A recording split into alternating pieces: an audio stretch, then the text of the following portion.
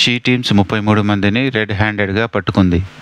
వారంలో నిర్వహించిన డెకాయ్ ఆపరేషన్లో బహిరంగ ప్రదేశాల్లో అసభ్య చర్యలకు పాల్పడుతున్న 33 మందిని సైబరాబాద్ షీ టీమ్స్ రెడ్ హ్యాండెడ్గా పట్టుకున్నాయి.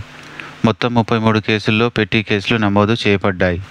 ఆగస్టు 3 నుండి ఆగస్టు 8 వరకు ప్రతిపాదులందరికీ కౌన్సిలింగ్ సెషన్లు జరిగాయి. షీ బృందాల ప్రకారం వారికి వివిధ పద్ధతుల ద్వారా మహిళా బాధితుల నుండి 25 ఫిర్యాదులు వచ్చాయి. నివారణ మరియు అవగాహన చర్యల్లో భాగంగా వివిధ ప్రదేశాల్లో 61 అవగాహన కార్యక్రమాలు నిర్వహించబడ్డాయి మరియు సైబరాబాద్లోని మహిళలు మరియు పిల్లల భద్రతా విభాగంలో 4 కౌన్సిలింగ్ సెషన్లు నిర్వహించబడ్డాయి.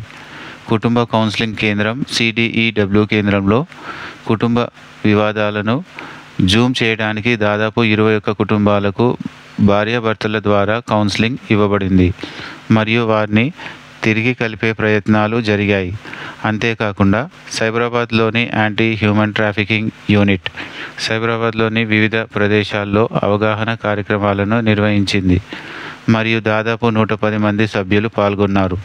వీరికి మానవ అక్రమ రవాణా మరియు పిల్లల అక్రమ రవాణా, ఈవ్ టీజింగ్, సోషల్ మీడియా వేధింపులు, బాల్య వివాహాలు, పిల్లల హక్కులు, బాల కార్మికులు, స్టాగింగ్, యాచించడం, సైబరాబాద్ వేధింపులు, సైబర్ మోసాలు మొదలైన వాటిపై అవగాహన కల్పించారు.